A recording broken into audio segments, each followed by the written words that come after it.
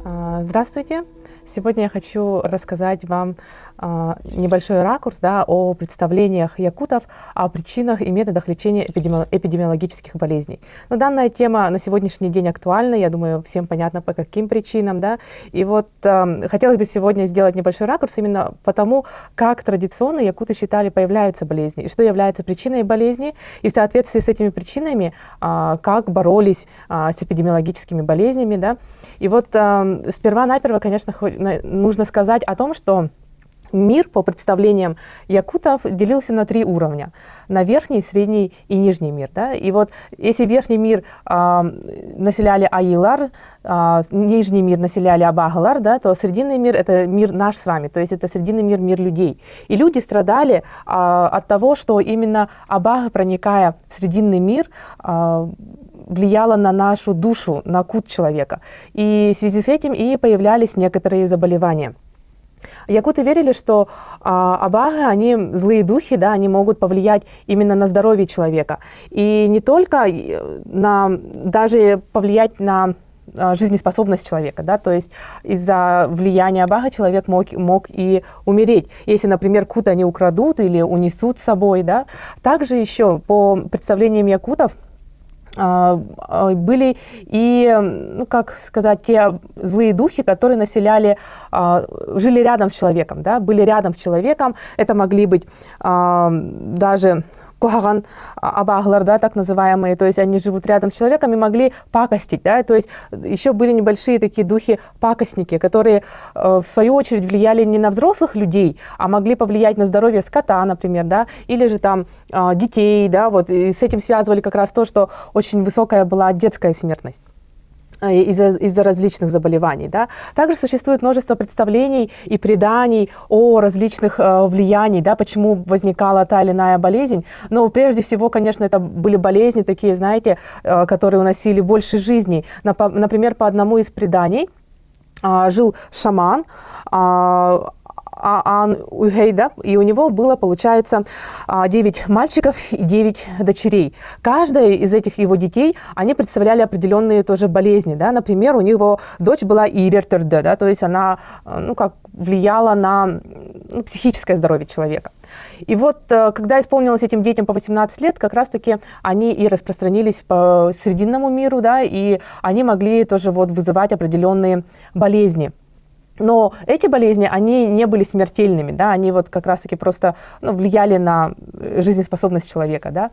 Также еще, например, есть предание, допустим, то, что видно на слайдах, предание о северных старухах, считалось, что это предание записано Кулаковским в свою очередь, и как раз-таки в нем говорится о том, что это юэр, женщин, которые появились на севере, притом русских женщин, которые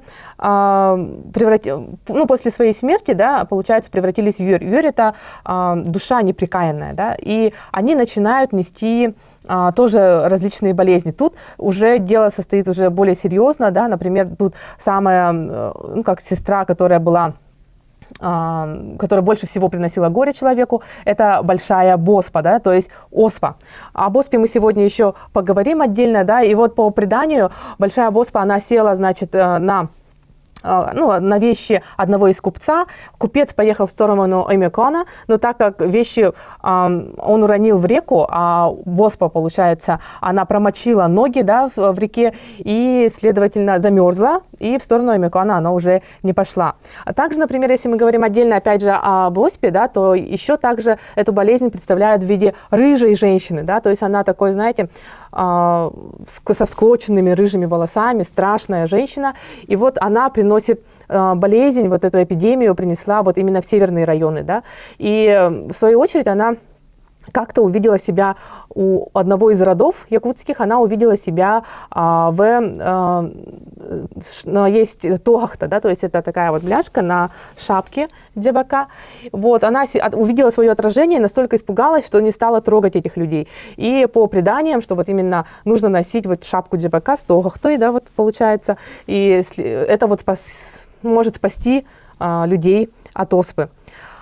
То есть такие были представления, то есть о том, что болезни как могли появляться. Но и кроме этого, якуты, конечно, понимали, что болеет человек от того, что он плохо ест, да, от каких-то, может быть, условий проживания, соответственно, да, конечно, из-за переохлаждения также, да, из-за чрезмерного употребления алкоголя, худой пищи, да, о том, что мы сказали.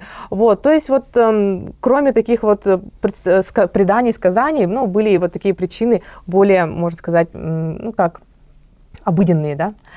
С болезнями боролись, конечно, были специальные люди, да, то есть, допустим, были алгатчылар, заклинатели, ичаны, знахари, да, отогута, травники, шаманам обращались. Ну и также местное население сами тоже пытались лечить людей своими народными методами, да, и эта вот традиционная медицина, которая вырабатывалась из года в год, столетиями, можно сказать, она вот как раз-таки, ну, можно говорить о том, что помогла и поддерживала здоровье в то время, когда медицина, профессиональная медицина, официальная медицина развита еще не была.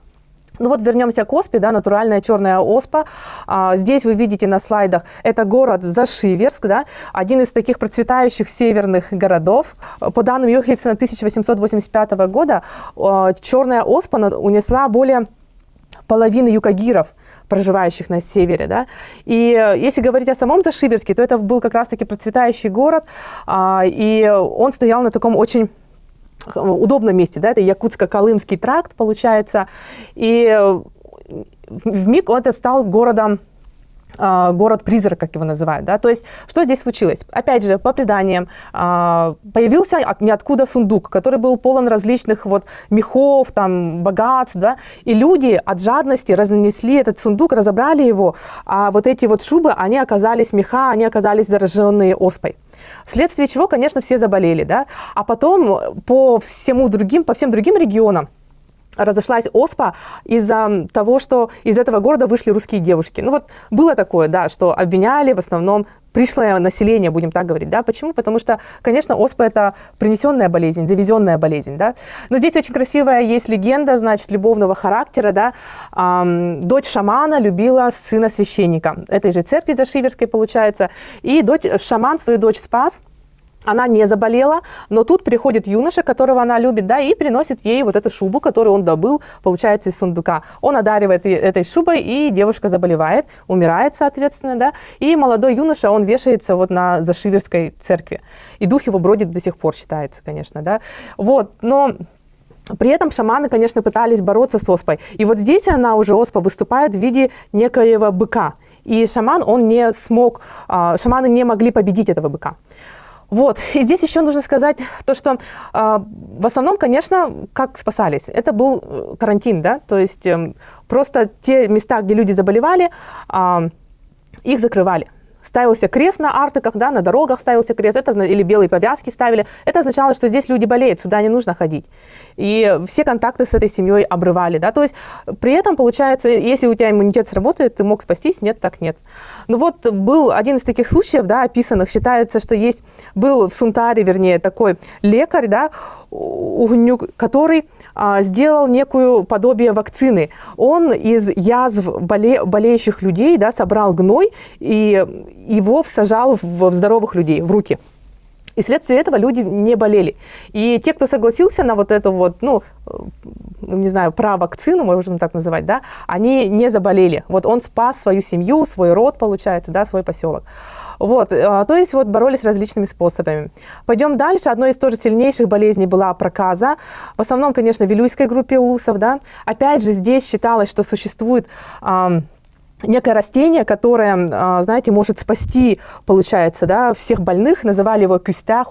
За ним вот как раз-таки Кэт Марсден ездила, да. И вот Кэт Марсден, она способствовала тому, чтобы открыли лепрозории. Но это отдельная тема, в принципе, да. И вот я что хотела сказать, что вот лечились не только также травами, да, допустим, настоем полыни, но опять же был такой способ, когда вот в Средневилюйске, да, получается, собирали кости умерших людей, делали из них порошок и, получается, разводили в воде и давали больным выпивать. Опять же, ну, что-то подобие, ну, какой-то, может быть, вакцинации, да. Вот, это вот фотографии с лепрозория. Ну и самая страшная болезнь, которая поразила начале 20 века, да, Якутия. Почему нету фотографий? Я вот, к сожалению, не нашла фотографии больных испанкой в Якутии. Ну, вот эта фотографии общие, всем знакомые. Да, испанка – это грипп, да, который возник не в Испании, но вот как раз-таки первые сведения были зафиксированы в Испании, из-за этого названа испанкой. Унесла большое количество человек, даже больше, чем потери были в Первой мировой войне, да. То же самое коснулось и нашего с вами региона.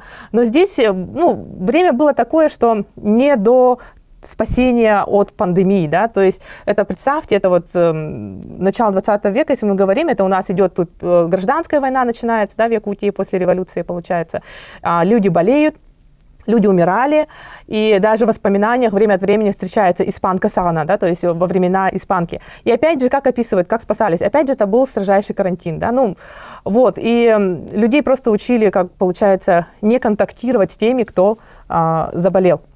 Ну и самой такой распространенной болезнью, социальной болезнью является туберкулез, да, сяллик получается.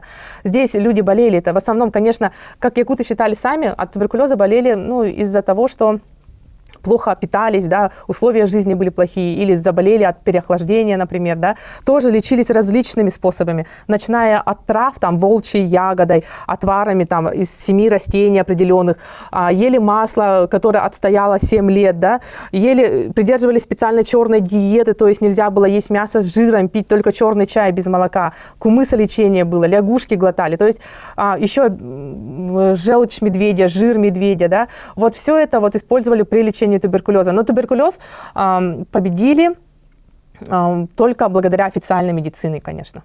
Ну, на сегодняшний день одной из самых страшнейших эпидемий является вот коронавирус в Якутии, да, вот как раз-таки здесь вы можете увидеть сегодняшние данные, да, то есть и здесь же опять мы можем говорить о том, что люди некоторые применяют вот методы традиционной медицины, да, вот как раз-таки в то, чем лечились от туберкулеза, да, то есть вот здесь вот и жир медведя, например, в ход идет, и сосновые шишки в ход идут, да, то есть определенные такие вот есть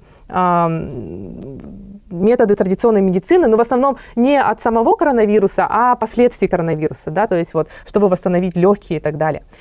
Вот, и хотелось бы в конце, конечно, сказать, что якуты традиционно понимали, что болезни, они полностью влияют на жизнь, здоровье человека, но при этом болезни, они являются неотъемлемой частью жизни человека, как и смерть, так и рождение, да, и при этом, получается, лечились различными способами, начиная от растительных, там, различных методов, да, заканчивая, там, животными жирами, желчью даже, да, вот, получается, даже муравьиное масло пили, вот, да, и все эти методы, они до наших дней сохранены и, в принципе, используются в лечении, вот, современной медицины. И единственное, конечно, все то, что спасло, если мы говорим об эпидемиях, да, то это вот строжайший карантин и соблюдение гигиенических норм. Будьте здоровы!